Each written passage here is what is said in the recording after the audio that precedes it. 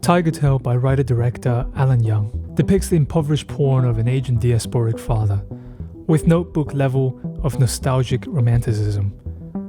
This multi-generational propaganda drama masks its obvious tropes of American ideology under the guise of cultural estrangement between father and daughter. The opening delirium of Pinjoi is a deserving metaphor for the film itself, as the historical references are as fictitious as his deliriums of the past. Tigertail encapsulates the bourgeois Asian Americans who are very much functioning within the controlling systems, the white adjacent class, but taking profits in their attempts of representation in the latest trends of identity politics. It is refreshing, however, to witness great talents like Yang Wei-mei and their incredible performance. Despite such pitiful writing and directing, it is a reminder that even great stars won't salvage bad films. In a visual society, the cinematography is forced to carry the weight of the mindless scripts, guilty of amateur writing tropes. The film collapses on itself with a nail-on-chalkboard music score by Michael Brook. I'm curious if he purposefully produced such an awful score out of resentment for participating in such a sorrowful project, or just overly excited by the idea of an orientalizing film. Alan Young is the kind of token diasporic man who is in cahoots with the Hollywood crowd and is kept around to maintain its image and validity.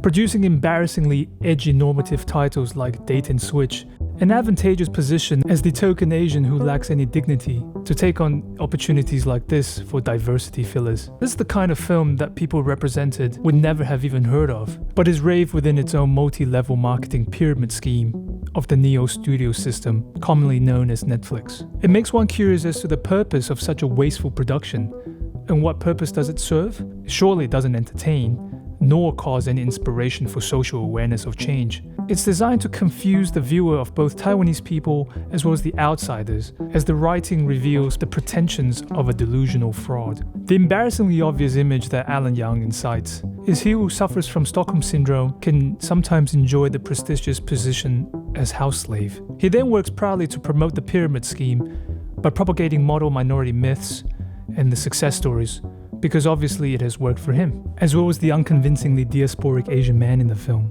Unbeknownst to him, it is glaringly clear to everyone around him that his delusion is falling apart. What is sad is not the product, but the daily self-denial.